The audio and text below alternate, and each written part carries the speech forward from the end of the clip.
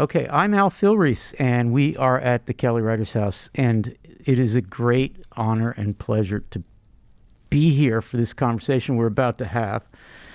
And Matvey Yankelevich is here, and he's going to be reading from Dead Winter, which is his new book, which is fabulous. We also have Kevin Platt here to join us, and Ahmad Almala, and I'm going to ask the people in the room to put their hands together, which is another way of saying applaud. Applaud themselves for joining us. Ahmad's students are here at the Kelly Writers House. Hello. That was very polite. So what we're going to do is we're going to ask Matvey to read a selection of the poems in this series, Dead Winter, 7 of them. And after that, we are going to open it up widely, and the 4 of us will talk for a while about the poems. Some of it will take the form of questions of the writer, but I think most of it will be just commentary and ideas. So, are we ready? All right. Matvey's going to read a selection from Dead Winter.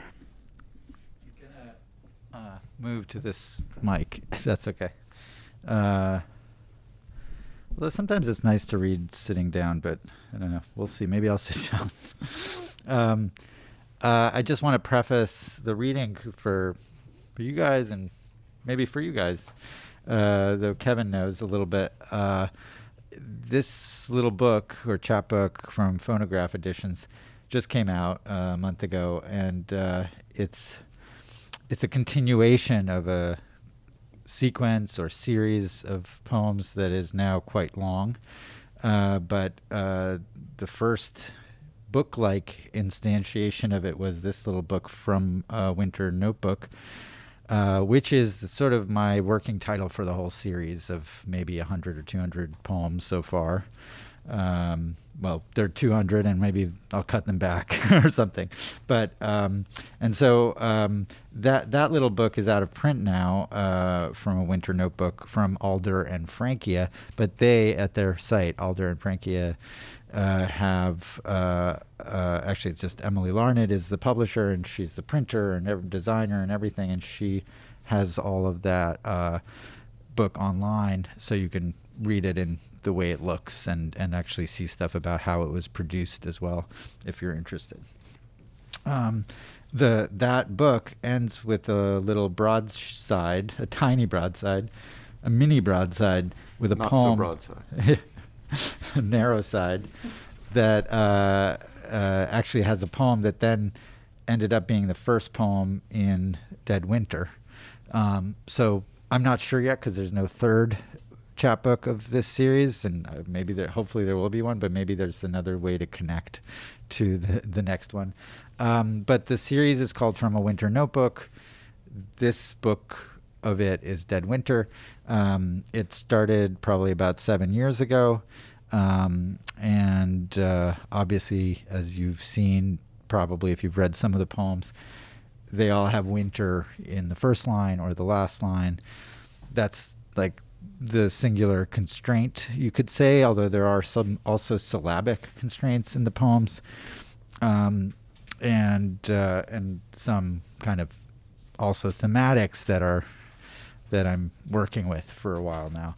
And recently I came across, the whole cycle. There really are kind of, or at least they look like lyric poems.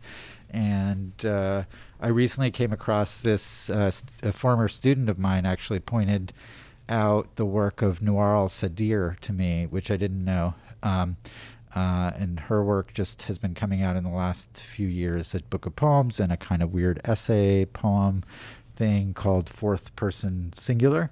And I read this thing in it, which I might use as an epigraph for this body of work, which is, but if you, and she's talking about the you and the I in the lyric poem. But if you are an endless chain of metonymic displacements, then what am I? That self that organizes around thinking of you. And why is it that writing a lyric poem that has an I that matches up with the person I consider myself to be in my everyday life induces shame? How can the I of a poem, also a chain of metonymic displacements, maintain the same multiplicity as you? resist adopting a fiction of a singular voice, have the intimate quality of a notebook without the intimate content, become the position or mouthpiece through which the world rather than an individual speaks. Now that's her question, a series of questions in that book, Fourth Person Singular, that I thought was like, whoa, this is sort of what I've been thinking about without knowing. So maybe that's the way to frame some of this book. And I've never read aloud with my mask on, so please forgive me if I'm a little out of breath. I'm not going to read the poems that really make me out of breath, which are like one sentence long. So maybe that's good.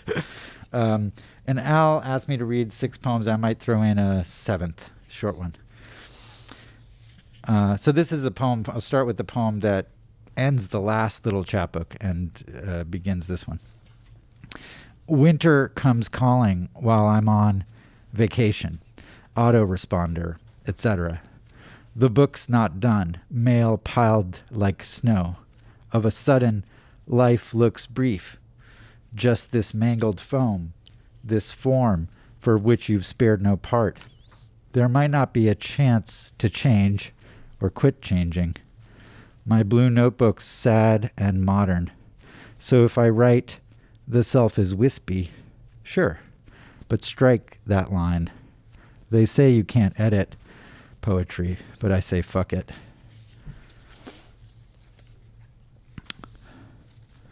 My task, my cross, to reassemble winter's memory.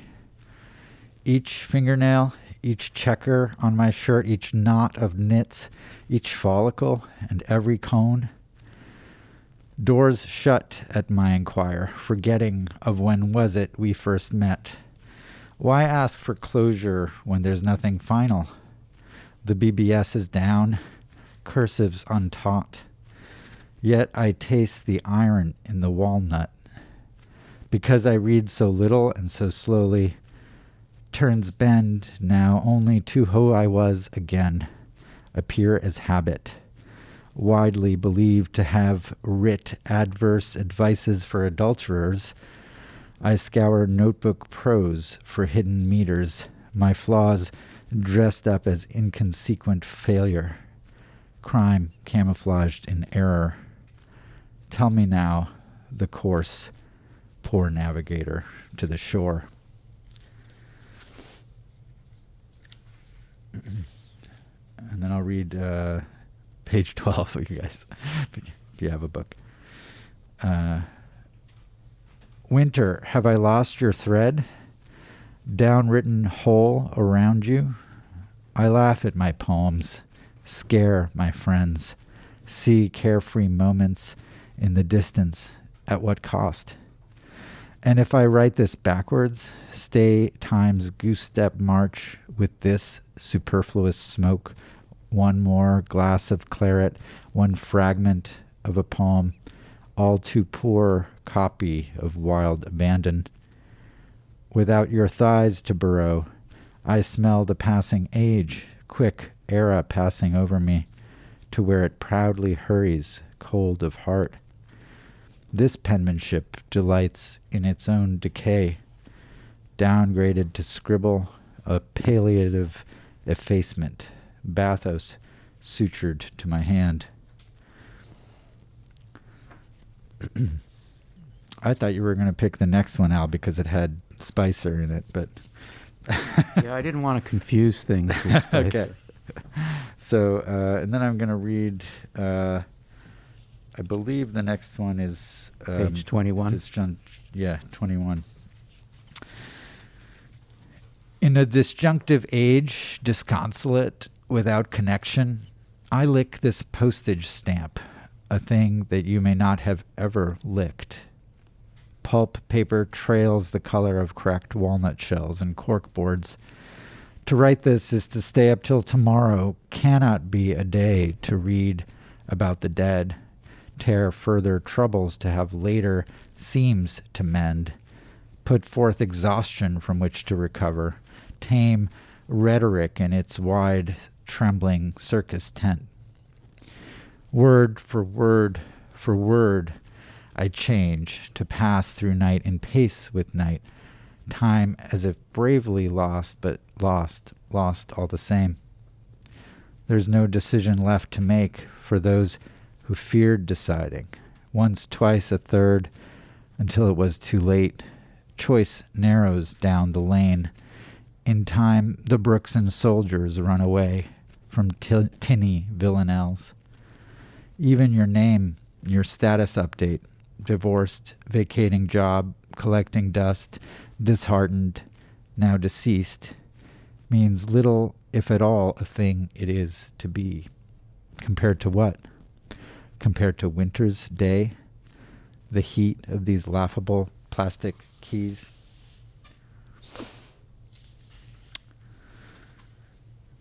I'll throw this one in, page 23.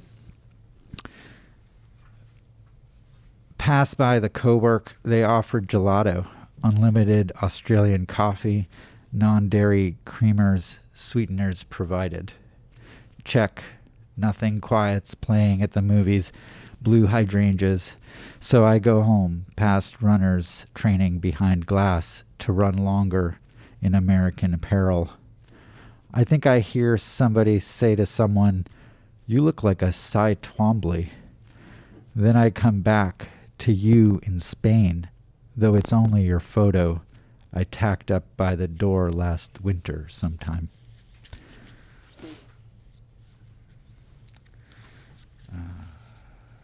Then page 30.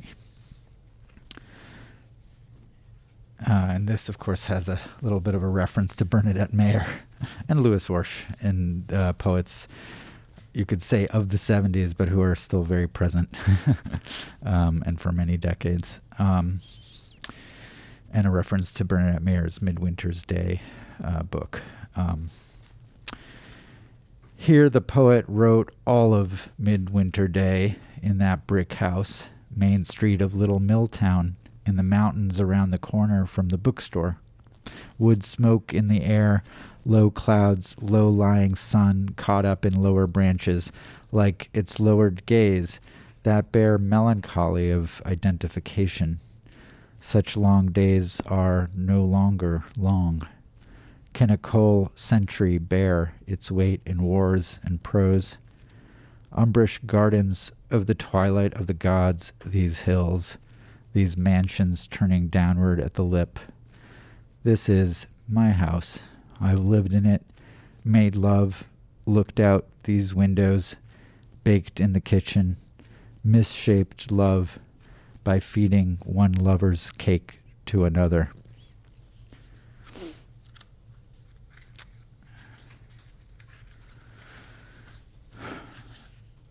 And to keep it short, I'll just read this last one.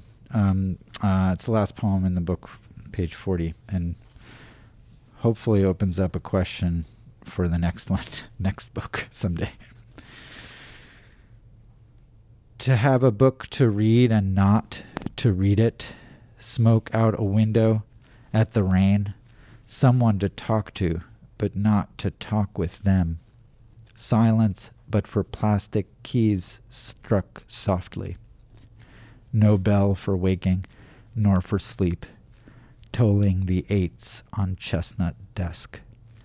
Who will continue here once roads are open after winter's close? Thank you, Matvey. Let's put our hands together for that reading. What a great reading. Thank you. So gorgeous. I think it might be fun for the three of us as respondents just to say anything in turn to put some stuff on the table, and then you can respond and we can go from there. Does that sound like a good process? Sounds great. Except first, I just want to say thank you for having me here at Kelly Writers House. It's been only a few weeks, and I've already been missing it. Oh, well, it's great to have you back. I think, for the record, we the four of us were together to record a podcast called Poem Talk, and we had so much fun that we thought, oh, well, let's do this again. And that's really, and of course, then we enter this into the equation, which is so good. I think I'll start with the poem on page 21. There are many meta-poetic moments, many moments where the poem is about the poem is about the writing of the poem is about the process of trying to make the poem work, and so on. This is one of my favorites of those, and I just want to read the first line and a half. In a disjunctive age, disconsolate, without connection, I lick this postage stamp. So for me, the first line says three things about the age. So I take the words inside commas as modifying that age. I may be wrong, but that's how I read it. It's a disjunctive age. It's an age of disconsolateness. It's an age of disconsolate people. It's an age without connection. That is like another name for disjunction. And to me, as a poetics person who is interested in contemporary poetics, that is the age. It is an age of disjunctive writing, for better or worse.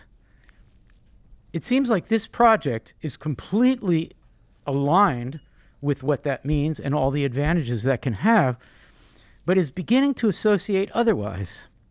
It's beginning to push back against the disjunctive age. So, and the smile of the eyes and the nodding suggests that I'm onto something. So it's a bit of a dissent. And then we turn to the next line, waiting for the first person pronoun to tell us what you're going to do about that, as distinct from the disjunctive age. And the answer is, I lick this postage stamp. Now I'm going to overread the meta-poetic quality there, because this postage stamp suggests that I am writing these poems about winter and I am sending them like letters, that this thing I'm writing is a message to you, that open-ended you talked about earlier. And I just love that this resolves not into, and therefore I'm going to write like Robert Lowell and Sylvia Plath, and therefore I'm going to reject disjunction and all my friends who stand for disjunction. But no, I am going to put this out as a missive, modestly, into the world to see if anybody picks it up. And I just love that the implication of the postage stamp is that this is going into a letter that is sealed and sent to readers, friends, whoever would pick up the chapbook.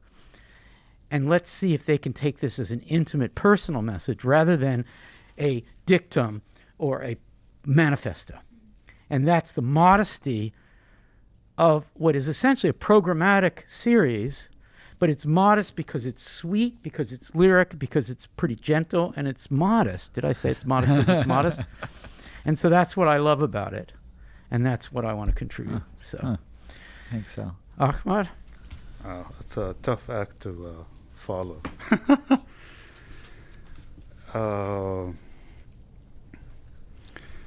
I mean, my way of reading a book of poems is different from Al's way of reading it. And if I want to point to maybe a piece that I really liked, I will go to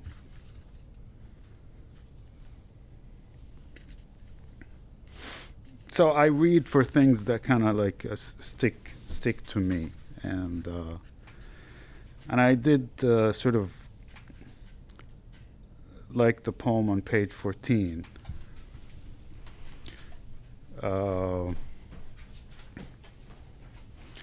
And this sort of like connects to some of the writing that I have been doing, which is also kind of picking up things and injecting some sort of feelings into them. And I love this part where you say, pity the chair's hard times under my weight, as the desk must a vocation make. A young runner runs by into green identity, whereas I, barely a graying stone in the cold's gray manor where I work on what is my life. That is beautiful. It's just really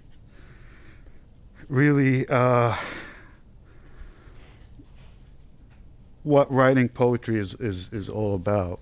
And you just put it in such a clear and modest way as well. There's no kind of pretension there, and it's just kind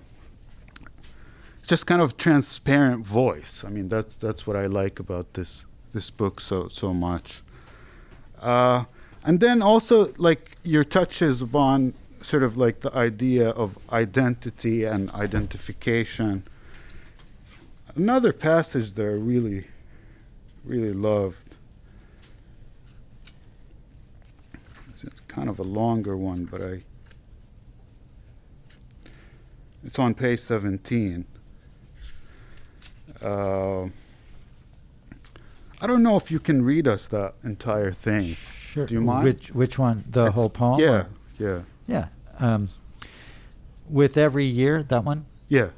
With every year, the highway is encroaching, closing on the old tow path I pace in wandering, pastoral and embattled against the progress of redundant work.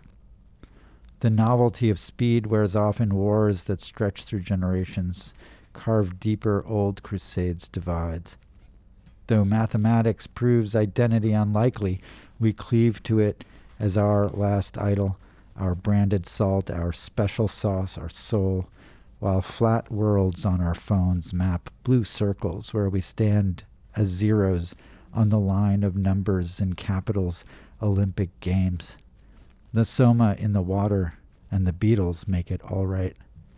Ice caps melt, while baseball cap couture from China makes one a living where living's standardized and standards rise in time with oceans, rent, and every new day's sun. We've no excuse for living. Only rails' curvature and bums are just. Tom Paine was right. Why work? Suns set alike on ghettos and McMansions. Time's a wasting.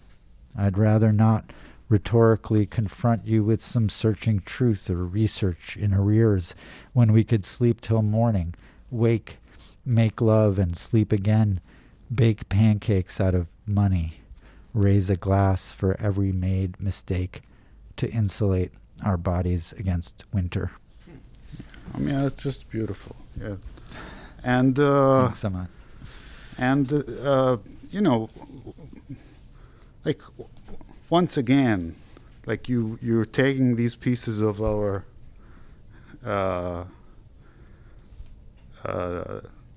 disjointed lives and you're making something really interesting with them. And what I love about this piece is that it's so political and it's so not political at the same time. So that kind of combination, to strike that combination, is a very, very difficult task. And I think I see it as the task of poetry, like in the future, that we have kind of gotten to the point where poetry is becoming more and more political and more about sort of identity. And you're kind of pulling it away from that in a very, very political way. Mm-hmm. And that's wonderful. That's the kind of balance that I would like to see in the poetry of the future. And I think you've struck it in this piece so wonderfully. Thank you. Yeah. Beautifully Thanks a put. lot. The rejection of a style of politics is itself very political. Thank you, Ahmad. Kevin, your thoughts? You guys are so eloquent. And I love this poem too. This is the one that I actually struck on first when I picked up this chapbook, especially though mathematics proves identity unlikely, we cleave to it as our last idol, our branded salt, our special sauce, our soul. I just love that line. I think I repeated it last time we were all here together. Didn't I? I think you It's may like have. it's stuck on me. But, modest, yes, both of you said modest, but also super ambitious and shameless is like it's so hard to write about serious stuff and do it right, and to accept the shame of not being able to do it perfectly, and nevertheless do it, and to actually talk about what it is to be a person right now. This, I don't know, I identify so much with this project and with this writing, and I admire it so much. In that, I think Matvey and I are of a similar generation, and we came out of an era of disjuncture and irony, and to stick with the realization that we're stuck in citationality and in recycling other people's words, and the intense fear of being banal in saying things that our idols and fathers have said, and then to find a way to say those things again and make them just real. I think that's what's so amazing about this book, that it's incredibly ambitious and also, as I said, shameless or fearless in stepping up to the mic and saying things here that is that fall so deeply into my soul. And it's this is where I am now. It's this need to say things that are important about the world and not worry about the ironic smirk. This of a sudden life looks brief. God, I mean, it's so banal, but it's actually so true and so important to say it. And it's it's exactly where I feel like I am in my sort of progress through this biography or this, but then it gets more complicated too. There might not be a chance to change or quit changing. It's you're running out of time to get it right, to change and find the right voice. So if I write the self is wispy, sure, but strike that. It's brave about going back and saying, and then, I don't know, I like this one too because it has so many rhymes. It's really brave to rhyme a lot. And this little poem it's all sort of chock-a-block with crazy slant lines edit and fuck it, and write and strike, and done and foam. And it's a really beautiful poem that I really quite love. But I don't know, modest is the thing somehow. Yeah. Not, you've done it. That's what I think. It's you managed to say all these extraordinarily serious things despite this fear of the overhang of all of that other stuff, all those other voices, and enunciate them in a way which feels actually precisely right for this time and this place. And so I think that's what I get out of it. And I just love these Thank poems you. so much. I Thanks, just can't get Kevin. enough of them. There's some feelings being felt here. I also think that, It's to true. follow from what Kevin is saying, I think that the choice of a project of winter, first line, last line, whatever, series that really is wintry, helps what Kevin is saying. This helps to achieve what Kevin is saying this achieves. It's, did you say brazen, brave? I can't remember what you said. Shameless. Shameless. Ooh. It's all those things. It's got moxie, but the obligation to creating a kind of notebook in the Bernadette Mayer style of winter, modestly, in a seasonal sense, domesticates it and says, I'm going to stick to this project, and this project is like letters or notebooks, and notebooks are ipso facto modest. There's that word again, in the sense of I have to write today. I got to write today, and it allows you to be radical within a tried and true form. I'm sure that every student of poetry is taught, and maybe we'll prove that right here, whether you do that or not. Every student of poetry is taught, if you can come up with a project that makes your poems a series, then you have a lot more room, ironically. The constraint actually frees you. Matvey, you've heard a lot so far. Do you want to just throw out some preliminary responses to the responses? Sure. What are you thinking when you hear this? I mean, I'm interested in this way that there's an ambivalent or an ambiguity in the poems, whether they are modest or fearless or shameless. And I think I'm interested in all the ways that, or is it a political poem or a personal poem? Like the way that poem starts with a pastoral also kind of a anti-progress, sort of like the highway's coming and I want to stay in this pastoral space, and the problematization of that, and then it comes back to this personal poem, fuck everything and let's just make love and wake up and make pancakes and drink and keep the winter out in some way, right? The winter, which might be the highway encroaching or whatever, but in between there's sandwiched is that political stuff, rambling, which sometimes seems like a making a point, and then other times, like I hope, you've even reading it, I find myself in a couple of lines saying, "Oh, this is just someone speaking these things," Mhm. like the thoughts sort of coming out one after the other. One, oh, Tom Paine was right. Why work? You know. So just this simple kind of engagement with those speaking those things, right? Saying those things, as Kevin says, like saying, and also saying the banal and sentimental things, which was part of this project for sure.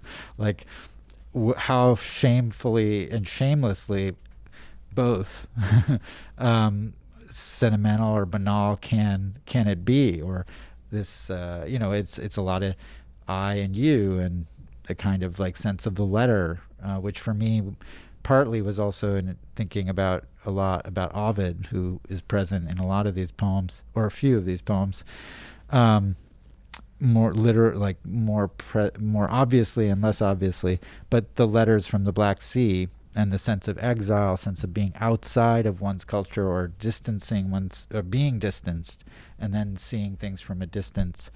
That those letters from the Black Sea, where Ovid is on the periphery of the Roman Empire and in exile for this some kind of bad advice that he that's alluded to in one of the poems, or like the idea of like some kind of lascivious poems or whatever. So we don't know actually why he was kicked out of to the edge of the empire, but he knows that it's some kind of error, a judgment. And but the letters from the Black Sea, it's like this is just a complaint, and so that's part of, I think, like, of a sudden life seems brief. It's a complainy, and like a lot of it is a little bit complainy or whiny. And I was interested in how the space of like, how do you speak from also like let's say a cis male kind of hetero position about desire or about our time. Like, how do you talk about it, and the shame and shamelessness in doing it, but also the shame of doing it, or how in the sense of the idea of the letters, like how does one speak from outside or to, and there's a lot of outsiderness also going on in these poems, I think. So those are some of the thoughts that come to mind about this like interesting thing I'm hearing of like both, is there irony or is there not irony? I mean, I think for me it's like trying to find a place where there can be irony and yet be real sentiment and engagement in the current issue of what is it to be alive, as Kevin says. I think it might actually be literally helpful. I usually say this in conversations like this because how much really is helpful, but I think it actually might be helpful to you, for the three of us, to take a stab at what the tone is. Yeah. Because totally. I think you're right that it's not, we can't pin it down. So I'll start.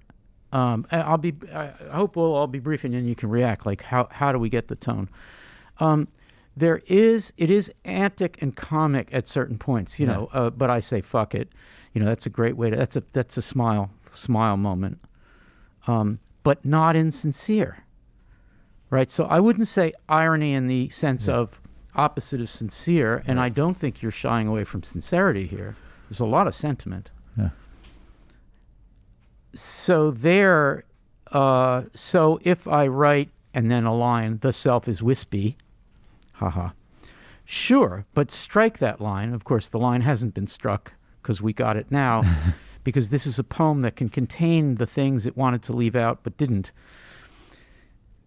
They say there's the you, they say you can't edit poetry, but I say fuck it. So there's a you versus I. It's very funny, but very sincere. So I would say comic, snarky comic, but sincere.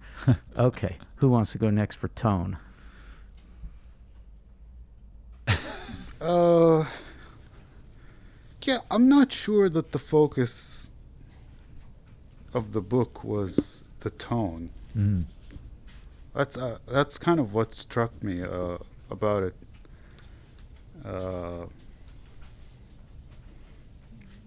in terms of technique, it's kind of moving away, I think, from the general technique of implementing the tone as the main Right. thing about poetry. And I think that's actually brave right now, because we focus so much on the tone of the poems that you're implementing all of this technical stuff, rhyming and a lot of alliteration and a lot of sonic stuff throughout that I think are actually taking away from the focus on the tone and kind of focusing the reading of it on the language more and on the kind of language play between one line and the other. So that would be my take on. Let me define what I mean by tone. Yeah. This is really a dangerous thing to do. And then see if that conforms to what you're saying. I take tone to be an attitude toward the content, subject matter, right? An attitude of the speaker or the person you imagine to be speaking, whether it's the poet or the speaker of a poem, toward the subject matter as evidenced through language choices, technique. So I don't disagree with your pushing away from tone, because I define tone as an attitude that we can discern through the way the language is handled. And I stand by, I wouldn't say tone is central, but it is a dilemma. I think all three of us have raised that dilemma. What is the person who put this book together, what is that person's attitude toward what's happening here? That to me would be the tone. And for that, I want to stand by sincere, although that is not unironic, really means this, but isn't afraid of undermining that with wink wink and some comedies and some language play that tends to draw you toward thinking it's ironic. Kevin, what are you thinking about this? Just want to kind of that, you know, Should we have a fight about this? No, it's not a fight. That I like irony can be sincere, a form of sincerity. It's kind of a sincere way of going about the world if you really stick to it. Yeah. And I think I would say maybe tonally, it's so much there, but there's also an attempt to counter it all the time. But it's not without irony. It's like irony fighting against against the other parts of life all the time. And that kind of what makes like the tension of the right. poems very, very. The common popular sense of sincerity is that the person who's being sincere in the Hallmark card sense is going to stand in the same place consistently because sincerity demands it. And that's not at all what's happening here. There is no standing in one place. There's a lot of restlessness. But there is an attempt to say something. It's not tragic. I mean, your first book has a lot of tragedy in it, along with a bunch of wink wink and clever stuff, but it's tragic. This is not tragic in that sense. Kevin, what are you thinking? I think I'm like in the battle of the tone. Yeah. I'm mostly aligned with Al. I mean, I think irony is a good like a word to bring to these texts, but I think the way that they're put together, to me at least, the irony is not the tone. The irony doesn't belong to Matvei. Like, I read these poems as this attempt to like fumble one's way through these language resources towards the ability to say something sincere. And the language is continuously getting in the way, but there's like this nevertheless, it's hopeful in the sense that there's the moments where we sort of break through and like things get said that are important that need to be said here. Like back again to that last poem, it's like that really hits me hard. It's like this, there might not be a chance to change or quit changing. And I don't know, it's like there's a lot of sort of generational stuff here. I'm interested to hear what these students have to say about this too, because it's like this, licking up a postage stamp, something you may not have ever licked. How many of you have licked a postage stamp in the last year or so? Actually licked one. Oh, all right. Yeah. But So Still- there- still got some let the postage record show, lickers. because the camera's not pointed on them. It's 2 out of about 15 people have licked a stamp. My son, who is 31 years old, said, "Dad, I'm coming over to the house because I need to get a letter together." He didn't have an envelope and he didn't have stamps and he needed guidance. What are you saying about that? Because this is an important structural metaphor in this book. He's turning you to t- Matt. me? I was don't know. I was turning to Kevin because I think the missive is really important. Oh no, I'm just saying this. Like, I don't know. I get the sense of this. Like, here we have this like technology of language and poetry and writing, which is like descended to us, the poor heirs of the 21st century, from the 20th century, but all the way back to Ovid, with like Pushkin thrown in there in the middle somewhere. And it's like we fucked it up pretty badly. Like that's like a kind of a generational, I think, position for people who are like me or Matvey, in their 50s at this point, right? The world is a fucking mess, right? The language, turned super ironic. A lot of things were said. They didn't make a difference. Yet there are these important things that need to be said now about mortality, about that look backwards, about the necessity to like re-enter the stream of time and try and say things again and get it right. So that's what I get for these poems, and this like back to the ambition and modesty. Like it's like the only way to do it is in a small private experiment, but that's an extraordinarily daring thing to do. A small private experiment that we have access to. Exactly. Nice. Yeah. Nice. Very in nice. order to try and get it right, to find the way to say these important things. Yes. About really timeless, ageless problems Right. that we have not managed to solve in a successful way.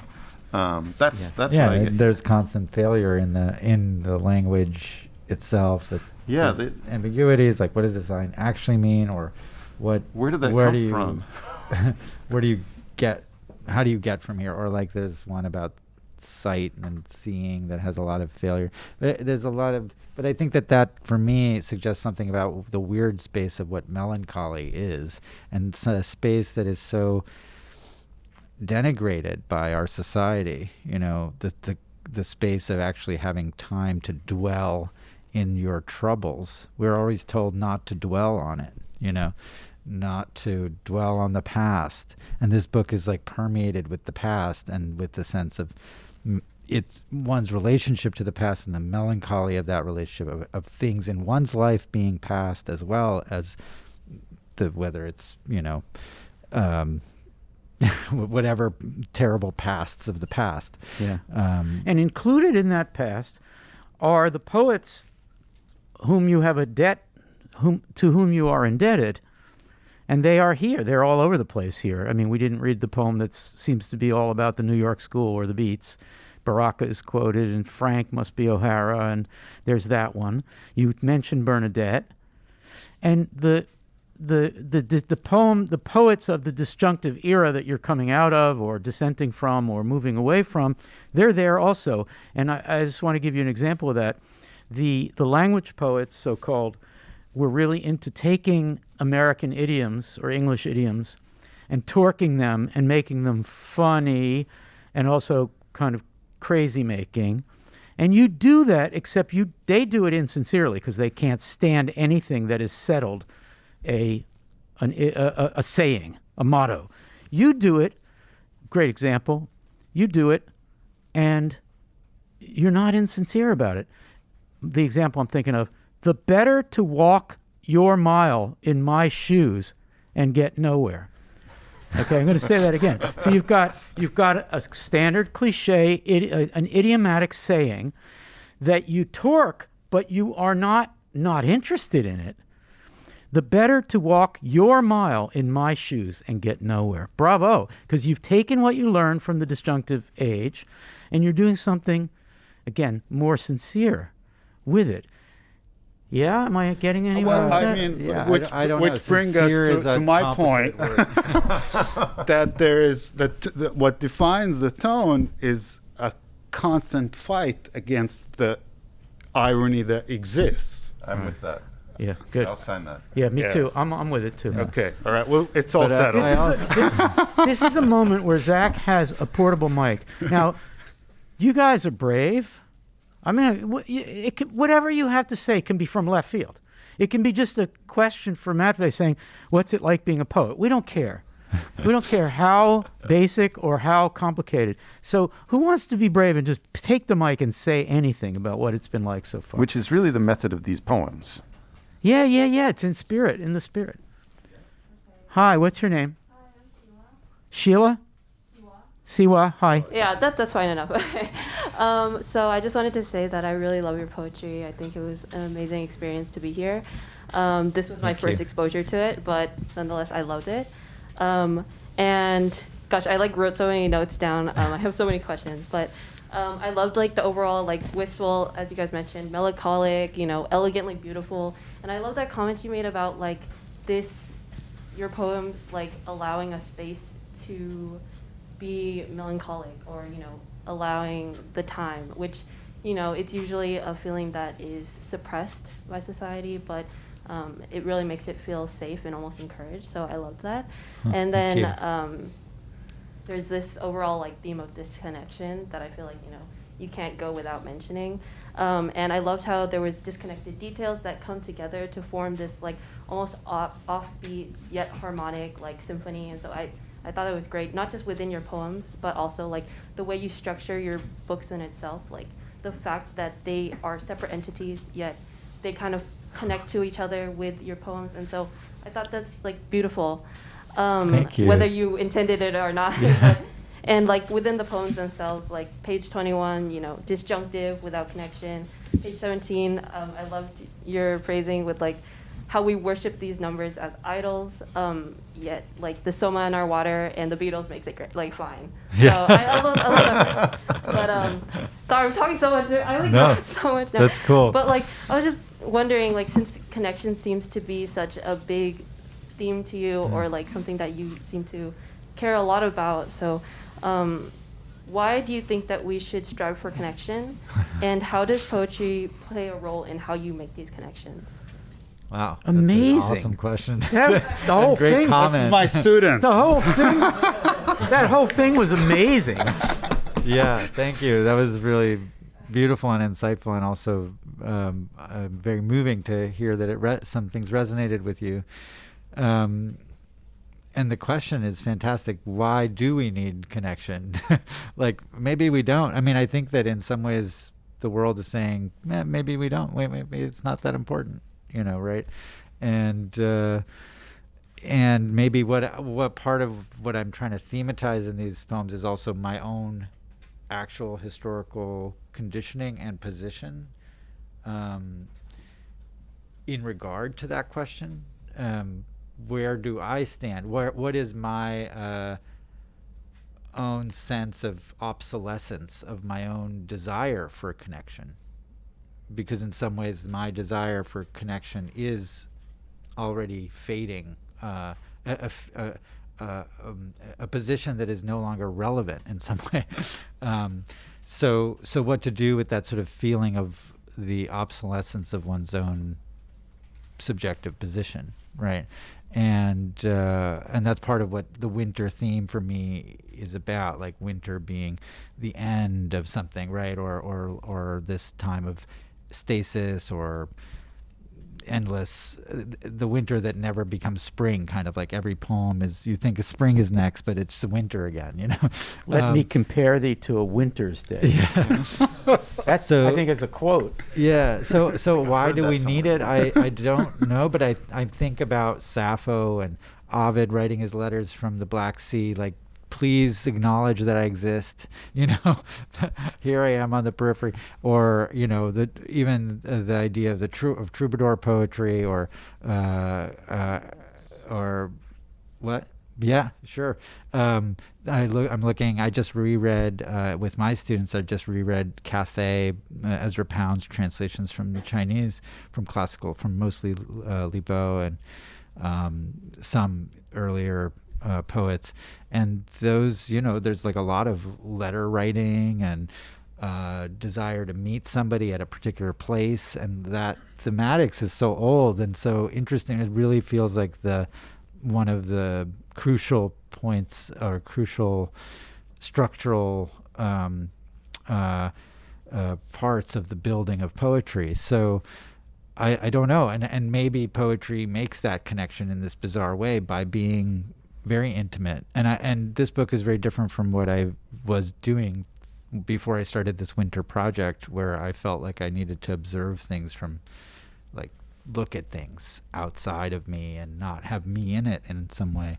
And then I was like, fuck it. Like, I'm just going to say, like, use very personal, intimate narratives and, like, intimate losses and intimate disjunctions that, relationships, whatever, like, think about sensuality, the body, sex, just go for it and, like, be very personal, because it's a notebook, like, or it's little excerpts or poems made out of a notebook. So the notebook is kind of this intimate place, and to investigate those both shameful or shameless moments that one has in private, right?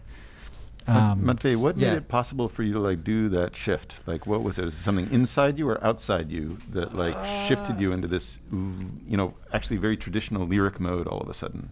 Yeah, I mean, I think it could be a traditional lyric mode, or it could be an investigation of or what I called in my previous actual book in 2015 came out. So it's an older book, but it was like the last big project I did, even though it was quite condensed and short. There's a line about the observation of observation. And here I feel like there's like a lyric poem about the lyric poem in some way. Lyricization of lyricization. But that's because it's like struggling with this obsolescence in some way, or this, what is the need for this connection? What is the need for the poem to be a connection between people?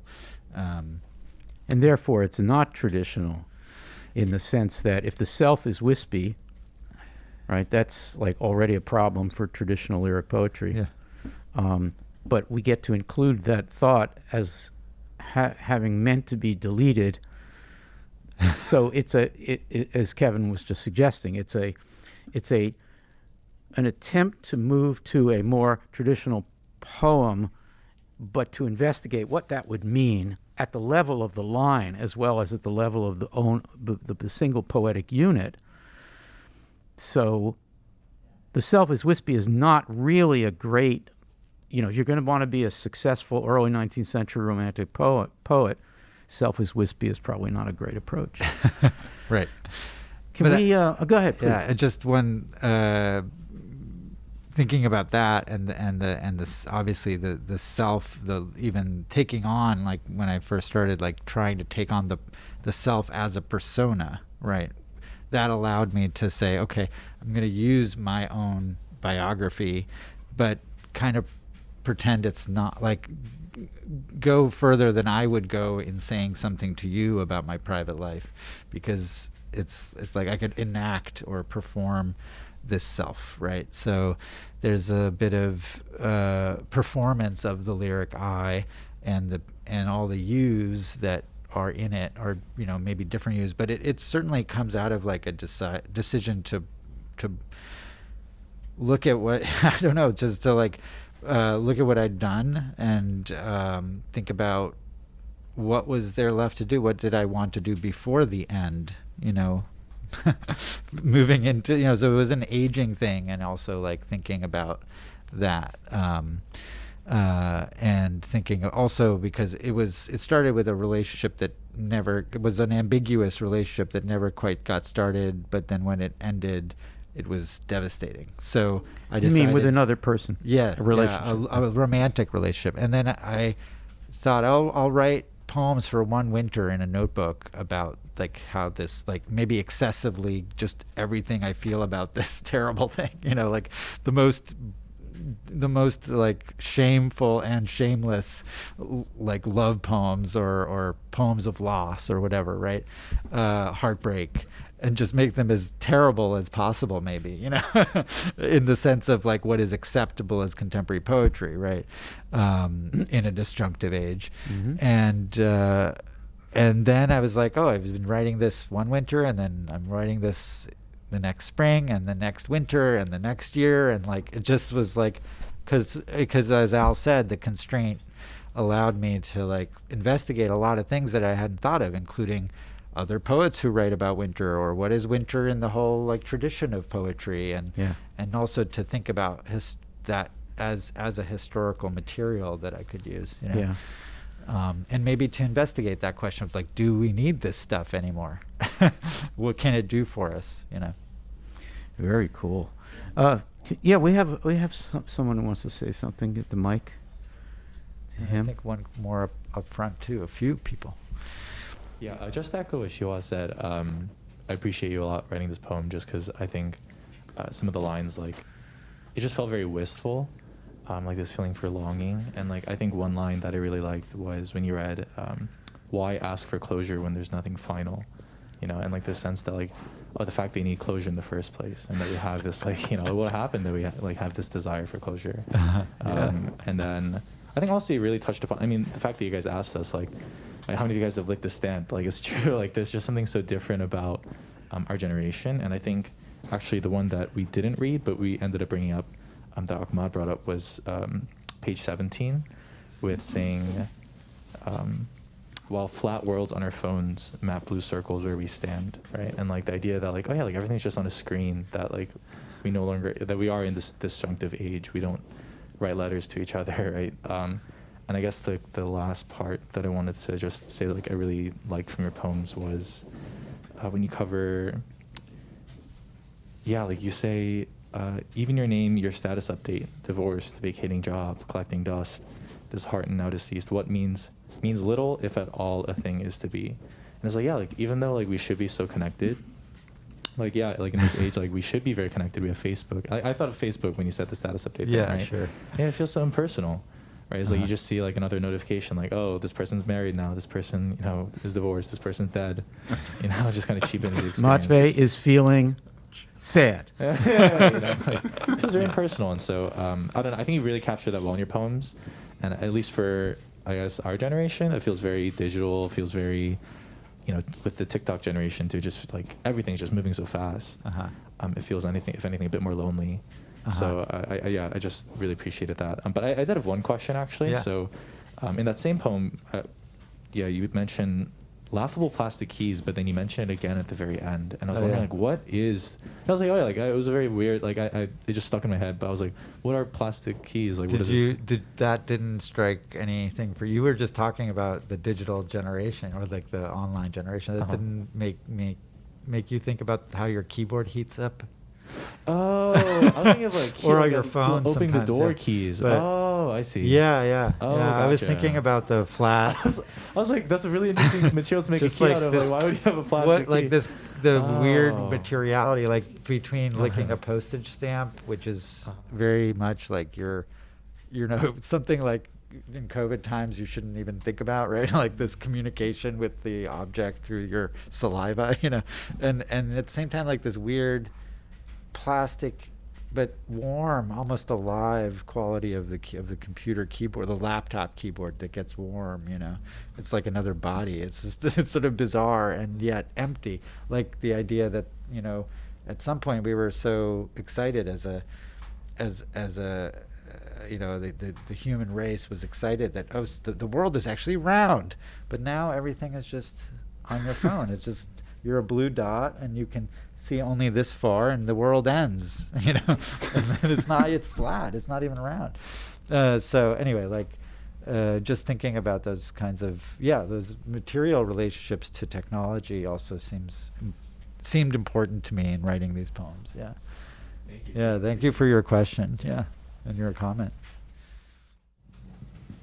Well, hello. My name's Catherine. Kind of goes with his bringing up like the generational difference, because something I noticed throughout the whole book was this kind of push and pull between the progress and the past, especially between the poem on 17, the poem on 21, with 17 kind of being this lament of like what the future or the present really has become, but 21 making this big deal of there being no decisions left to make for those who fear deciding, and this kind of refusal to change, and how that can prevent progress. And so I was wondering, with the title of this book being Dead Winter, and winter kind of being the most like static or the stasis season, if you could talk a little bit more about the choice of the title and how you viewed that symbolism of winter when writing about this kind of topic of progress. Yeah, thank you. Wow. That's great. A great question. Finally, a tough question for you, It's not the Matvey. only tough question. There was another tough question.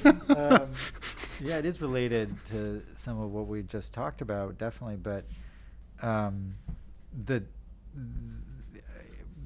there's a sort of arbitrary thing about the title, which is that I think of this sequence of work as so far the title that stuck with me is From a Winter Notebook, because it kind of says everything about what this project is in a way. But then I was like, if I'm going to talk to publishers about publishing it little at a time, I don't want every book to be called From a Winter Notebook 1, Winter Notebook 2, because then it seems like they're each a notebook, and that doesn't seem right to me. You know, it's really like I wanted to be more open. I wanted the publisher also to have a say in what the title should be. So we went back and forth on a few things with Jeff Alessandrelli at Phonograph, and he finally he suggested, like, you know, we were thinking just choose a line or choose a little phrase from one of the poems, and that is you know, in that poem is what is it? I'm trying to find it. I think it's in here. It's the one with, yeah, it's the one that you read from on 14. And that one also starts with a screen, how begin after the screen pushed back, as if there's a world to go back to later. And then there's also something about mapping on the phone. And then Ovid, he wants to go home too, you know. And then there's this thing about like, one can look out a window, one can float by, remark how one's floating, dead winter running into winter. And I think it's actually a little bit of a quote from an Ovid, a translation of an Ovid poem, something where he's complaining about the winter on the Black Sea, like it's terrible. They're warring tribes or something outside the gates, and poison arrows flying and stuff, and he has really bad food and bad wine, and he's complaining about how cold it is. So for me, that maybe I got it from Ovid, this dead winter, but like something that is, you know, those two things almost being, it's almost a tautology, because winter is the time of death, right, or the time when nothing is growing. It's very like anti-William Carlos Williams, you know, it's like not about something coming up out of the ground and being born, but rather a kind of it's postmodernism in that sense of like it is already like dead when it's like nothing is happening, kind of. But it's also this space of melancholy for me, or of contemplation and of slowing down, which maybe has to do with this idea of progress, of like slowing down the line, using archaic words or inversions that aren't really very popular these days in poetry. I think in poetry collections, like there's a real emphasis today on tone, I think, or idea of voice as being unified throughout a collection, and I like the change ups that happen here, but also there's a reliance on direct communication, or like being able to like directly say what you mean in a certain way in contemporary poetry, I think. And I'm trying to slow that down in a lot of ways with the lines, the sound stuff, you know, but also with like using outmoded kind of romantic diction, 19th century rhetorical diction, which is supposed to be like, has been crossed out of poetry by modernism, you know. So like I'm interested in going back to other kind of, and also things that sound like they're foreign or translated from a foreign language. So dead winter running into winter is like, you know, it's again, there's no progress in it. But and I think that the idea of progress, this ahistorical progress, or a progress that's not cognizant of history, you know, that is an idea that is definitely kind of constantly pushed against here in these poems, or the novel, the new, as opposed to this like space of stasis or age or whatever, right? Anyway, I don't know if that rambling comment answers anything of your question, but I'm Thank you really for the grateful question. for your attention to it. Yeah. That was so fabulous. I think we should do is. I think I yeah. do have are you going to end here, or? I was going to ask for each of us to add a final thought Okay. at whatever length. Yeah, because I want to. You have one? Do you want to start? No, I have a question. Oh, go ahead. Let's do that. So let's. So this might be kind of my idea of a tough question. So there's obviously this a push against the current style that we're confronted with, which emphasizes identity, voice, this kind of these like theatrics of the self, I would call them. In mainstream poetry. In mainstream not in poetry. the disjunctive poetry he's moving No, against, but no, in mainstream. But think he they're and both he's there. trying. Because I don't know any Yeah, poets who are voice and poets. I think so. Matvey is trying to push against that, and I poetically I agree with you. But then what do we do about this issue of sort of the background of poets?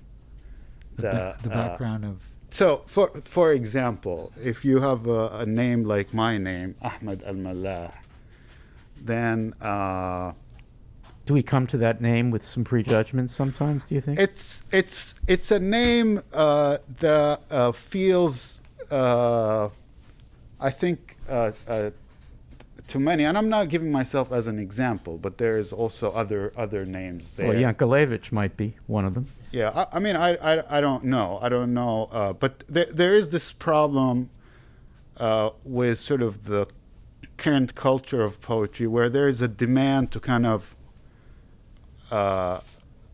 clarify the background of the poet. And that kind of ties into sort of the identity politics and all of that. But I feel that demand is made more on poets that the background is unclear for the culture. So, like, how do we go about this problem? It seems like if I decided to write a book about meditations on tables and chairs, for example, Which you have done. which I have done, everybody's telling me from the readers that I have encounters, like what about you? What about where's the Palestinian where's background in Palestine? tables Where's and like chairs? the Middle East? What's happening with all of these that? tables and chairs? Right.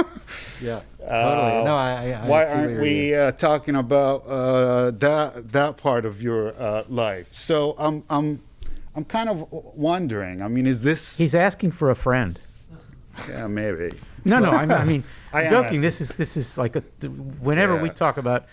talk about your work. This is the big question. When am I going to be free to write about tables and chairs without people deciding right. what that means? Yeah. You probably noticed this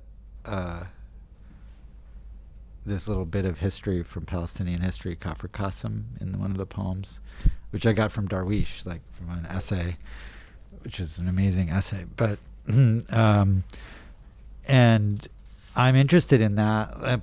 Partly that's there because I want to have a situation where a bit of history, or a name is not congruent, and this happens, I think, in also some of the other stylistic choices. There's like a incongruency.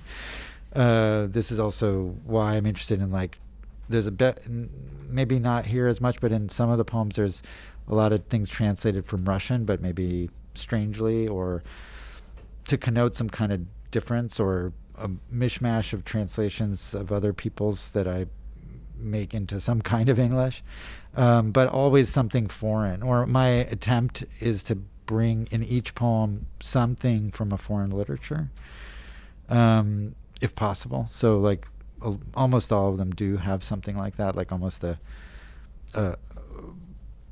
something like a calque or something that's inconvenient to the poem, because even for me, I mean, one of the things is like, on one hand, yeah, I'm not interested in writing a poem about my Russian, Soviet, Jewish refugee identity, and I haven't been, interested in that as a position from which to build a poetic voice. Though I think some people take that opportunity because that's what's sort of offered, and that's how the reception in our culture is the best. The easiest way for people to understand that you're a poet is to know that you write about your identity or about your past, right? Your personal family history and so forth. And so denying that, I'm interested in the ways American poetry does not allow, especially actually in the avant-gardes of the New York school and so forth, how it circumscribes what is American language, starting with maybe Williams, who I love, but who I see as problematic in this way. Like there's a certain desire for the American vernacular that becomes really oppressive to all of us immigrants.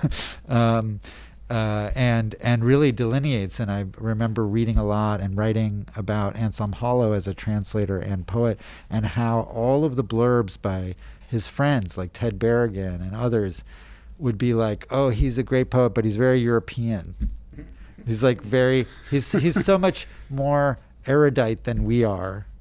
And like this, but this like thinking about, these guys were all the macho, like American, the great American expanse, the sloppiness, the pure spirit. But he can't be an American poet. He's too precise, too this, to that, to whatever. It's like this kind of line being drawn, even with someone who, like, they were very, very close friends. But because he had access to other languages, because his American English wasn't his first language, he was always cut off in these interesting, subtle ways.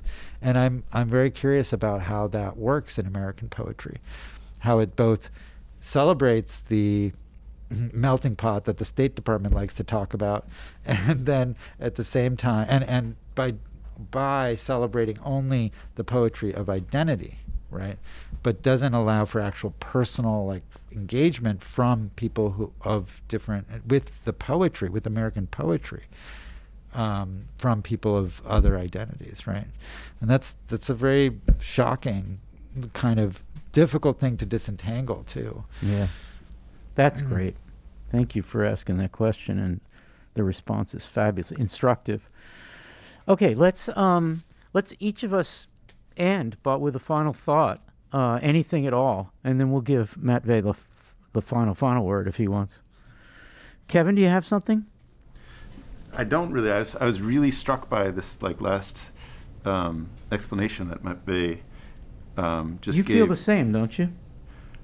Yeah, I think he's absolutely right in his description of the sort of topology of identity writing and non-identity writing and American writing, and the, whatever, you can come to America and, make it great writing as a poet of the X identity.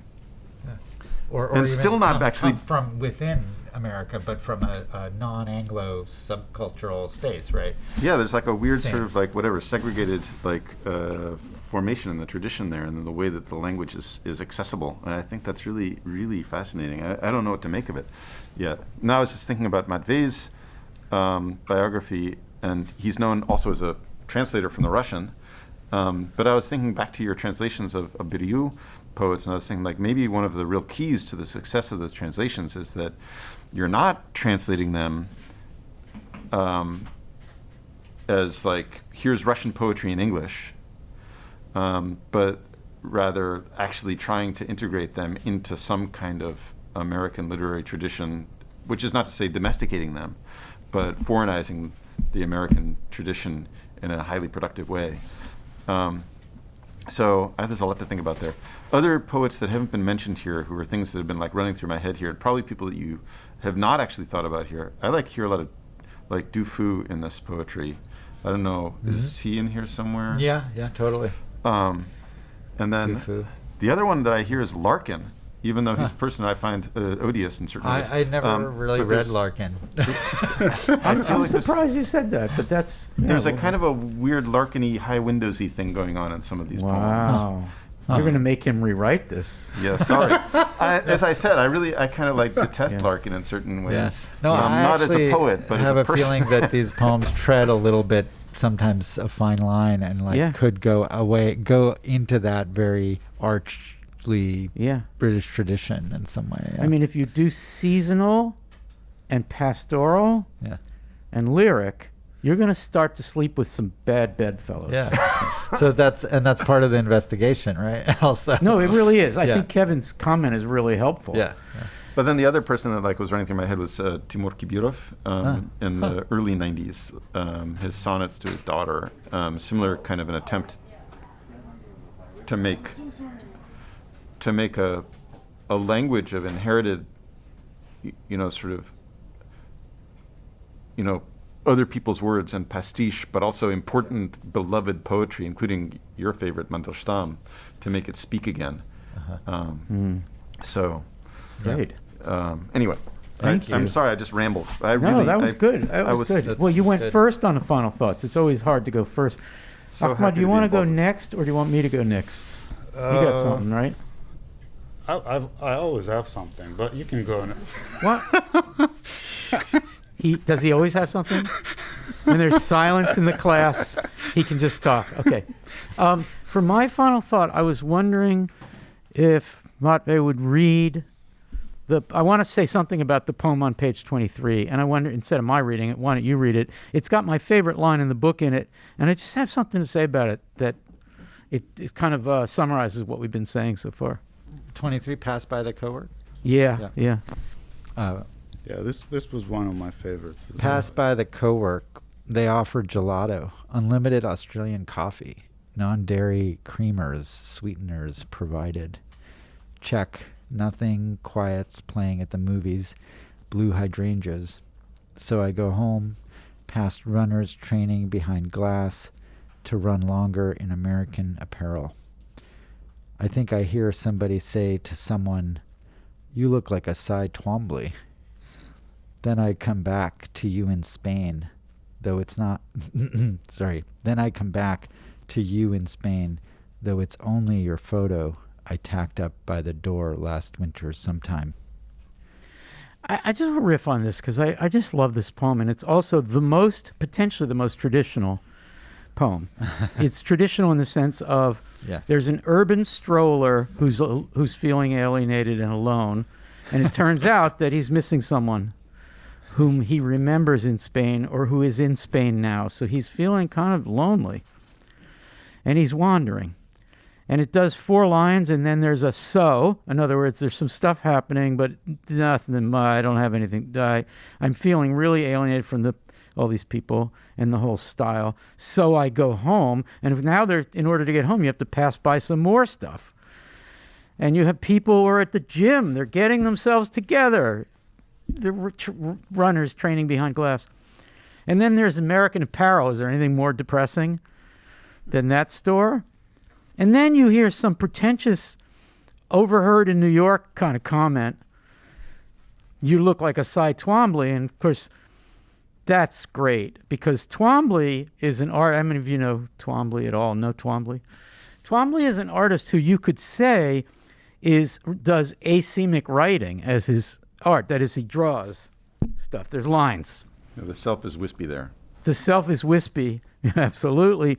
And some New Yorker, I'm just going to say it's New York, some urbanite says to another urbanite, "You look like a Cy Twombly," which is kind of a chic reference, and it also is a way of saying, you look like drawing that doesn't mean anything.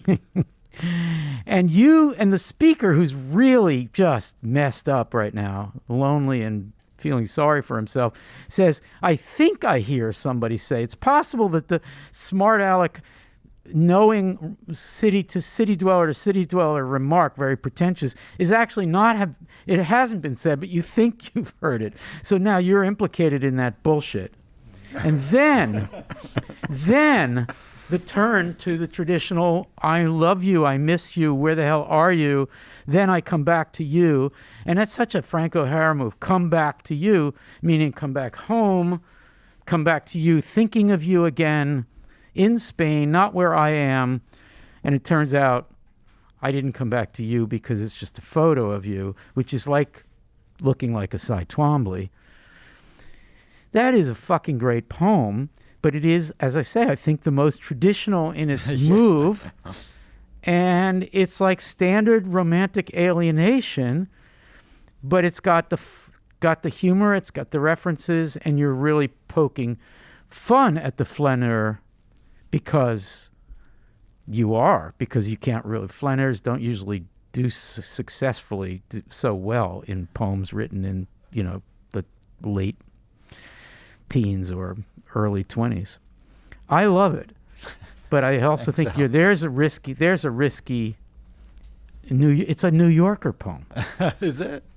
I think you could publish this in the New Yorker. No, you can't. No. Don't say that don't to say Matvey. I'm not saying you should, but I would. a poem But that I begins, think also a poem I that don't think begins I would be able to because wa- Matvey Yankelevich can't write this poem. That's right. Do you see what I mean? In the sense that Yeah, Ahmed meant. totally. Yeah, that's right. Yeah. The New Yorker I editor can't would say, write the "Yeah, well, Frank O'Hara where's poem, your Soviet you know? experience here? Yeah. I mean, Yeah. can't you replace why Cy it was- Twombly with some kind of Plus, You look it's, like a Malevich. it's also just a little, Malevich. it's a little too prickly in some Yeah, way. no, that's great. You know? So I guess I'm saying I love the poem, and I don't want it to find its way into the New Yorker.